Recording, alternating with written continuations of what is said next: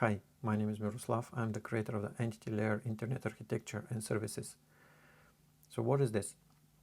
Well, it's a mechanism to allow you to have your own internet services, which means to decentralize the internet.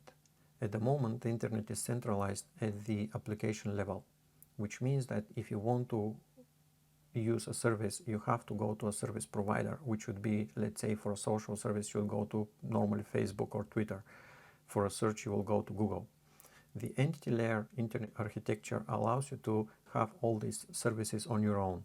So you would have your own Facebook service, you would have your own Twitter service, you would have your own search engine service. You log into your host, which is just yours, it belongs to you, and there you have your services. Let's say a Facebook, or I call it societal service, and your friends have the same service, and you connect to them, and then you have the same functionality as with Facebook, but your data belongs to you and your friend data belongs to them.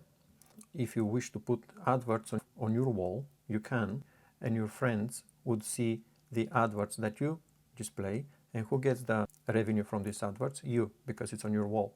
Same applies to Twitter or LinkedIn or any other service. So you install the services on your host, which can be web, or it can be desktop, or it could be mobile.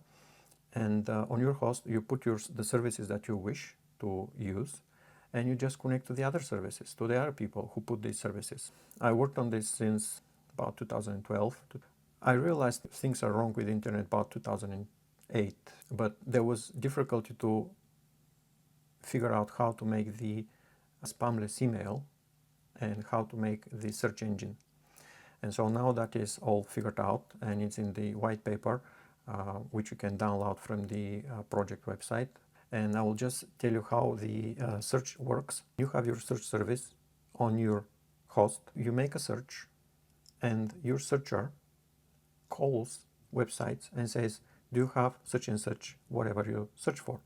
And then they query websites. And so it becomes an avalanche of requests down along the websites from those websites which you care about. Each website queries their friends' websites and so forth. And then the responses comes back to your searcher and you can see the results. So that's how the fair search engine works. Services, they will be all free. So if you can help, that would be great. If not, if you spread the word, that will also be great. So thank you very much and have a great day. Bye.